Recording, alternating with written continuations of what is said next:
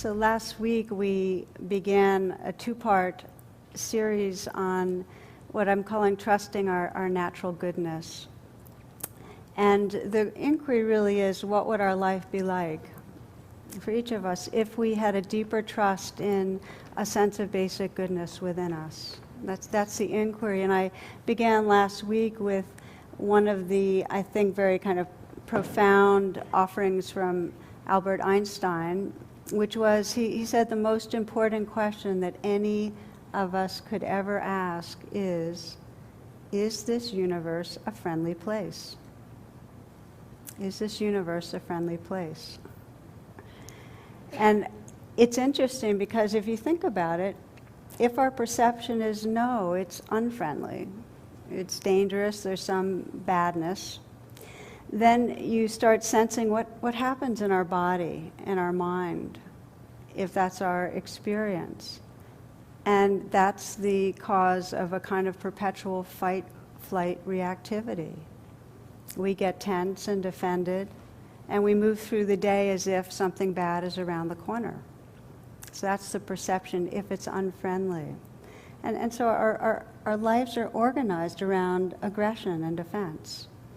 And you can see that, I mean, what Albert Einstein said, if that's our perception, it amounts to walls and weapons. Okay? And you can see it in a societal way, that if there's a perception of there's not basic goodness in us or in other people, if there's mistrust, where do we put our energy and our money? It's into drones and military aggression. Okay? And in contrast, if the world is a friendly place, if there's a basic potential within beings to love and be loved, where do we put our energy then? If I take the example of drones and aggression, military aggression, it's to putting into social services, into education, into health. We try to help. So most of us have touched within our own beings a sense of innocence or wonder, of love, of wisdom, of compassion. Most of us have touched that, and there is in some way a sense that there is goodness here, and by extension it exists in our universe. I'm not saying we believe it 24/7, but we've touched it. And when I talk about basic goodness, what I'm talking about is those moments when we touch a sense that there is a wakefulness, an openness, a tenderness in our being that exists in beings.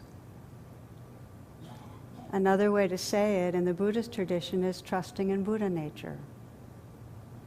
That we're trusting that there's some innate intelligence, awareness, love within us.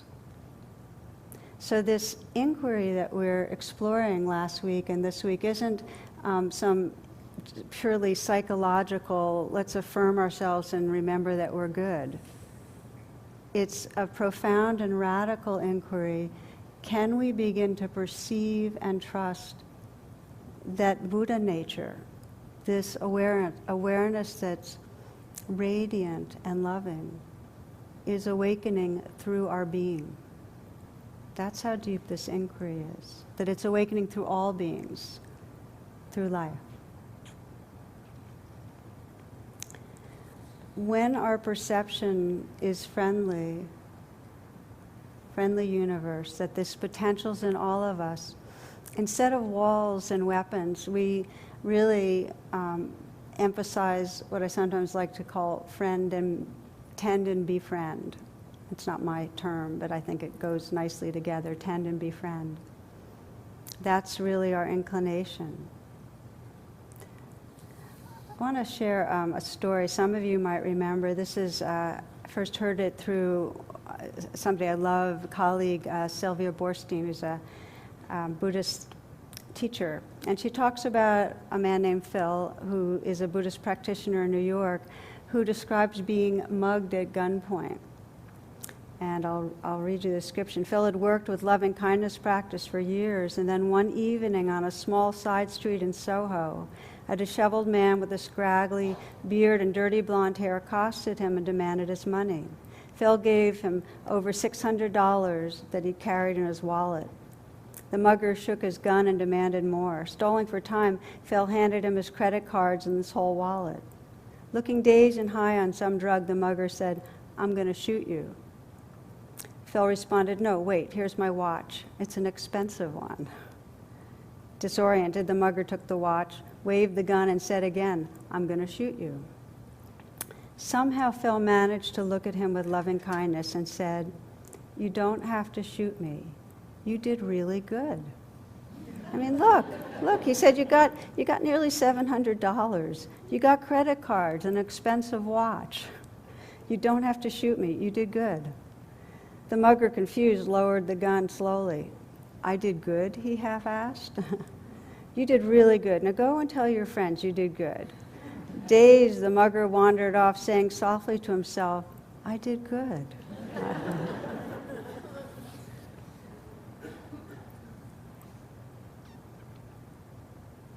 So would this always work? No, probably not, right? But there's something we can sense in this story in wanting to do good, to be good, to belong.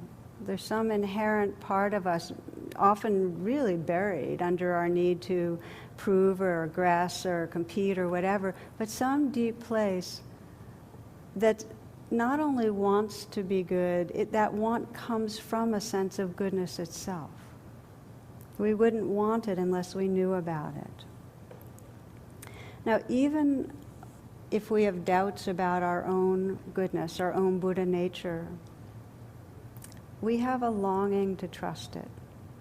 Most people I know, and it's very conscious, have a longing to trust themselves more, to trust some basic goodness. And to trust that that goodness pervades this universe, that there's some presence in this universe that's benevolent.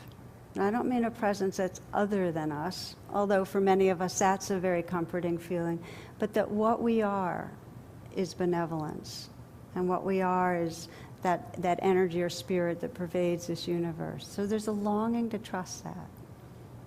And I was having a interesting conversation with my mom, who's part of our Sangha here, as we were driving home last week.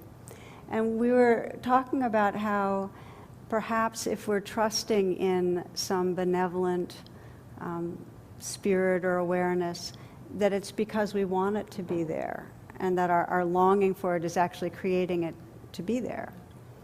And are we deluding ourselves? You know?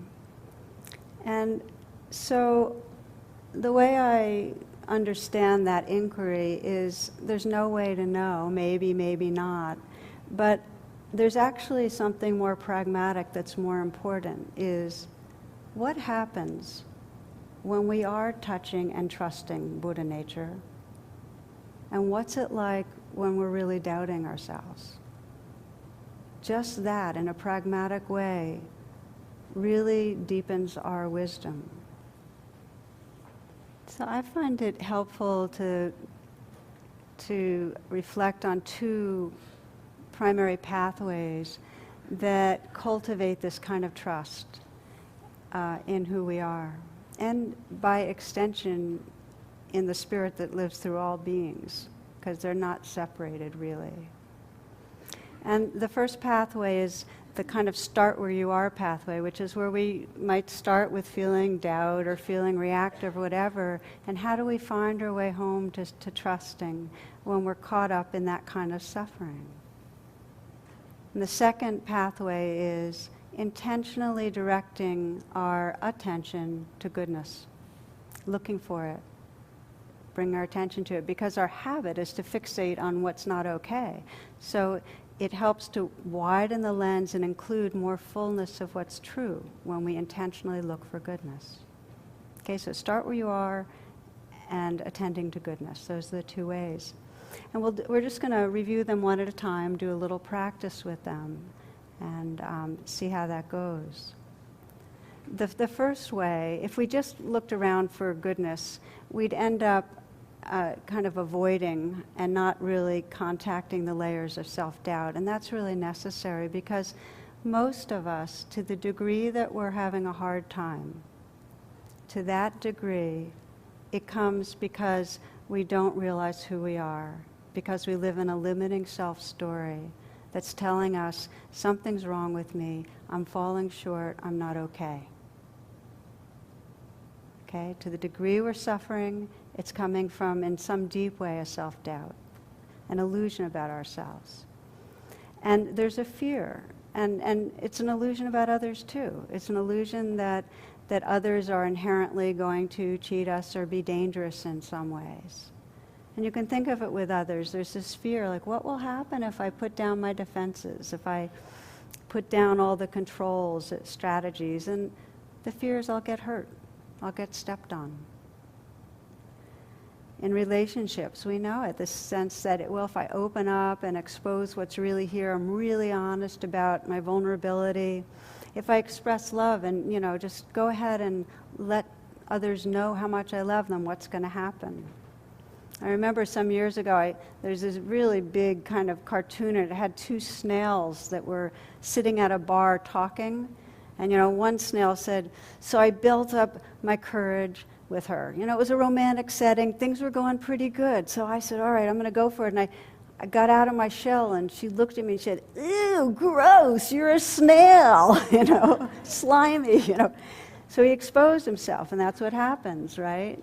So that's our fears. That's going to happen. So are we supposed to then let everyone know our neurotic undercurrents that are day in, day out there? Are we supposed to let people know that? Are we supposed to blog about it?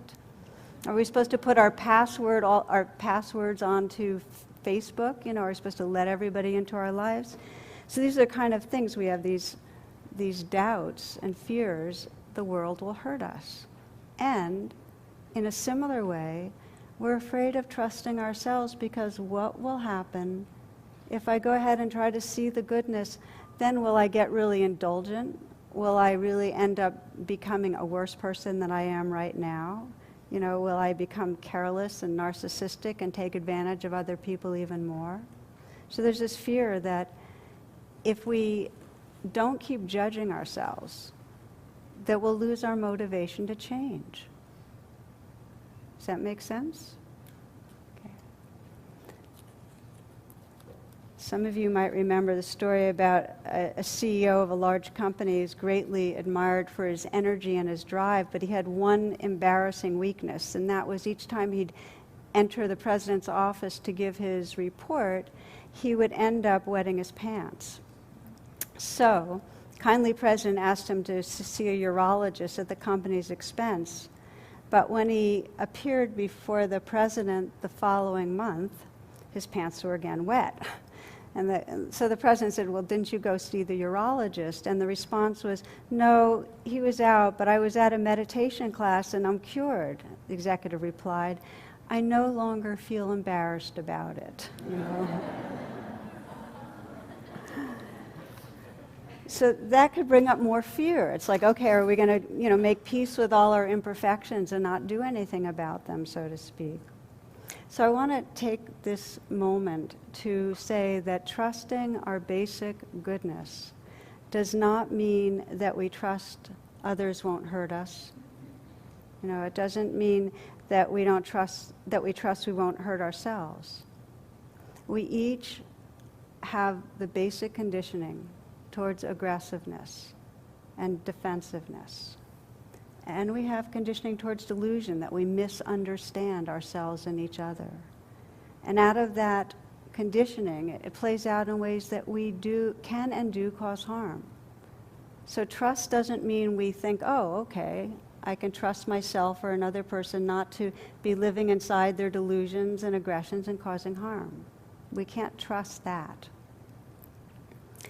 So the response to the question, well, what can I trust? I like the Islamic saying, praise Allah and tie your camel to the post,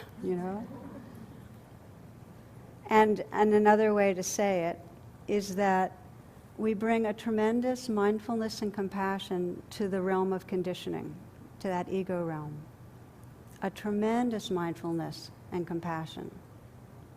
And hand in hand, we remember this is conditioning. It doesn't define me.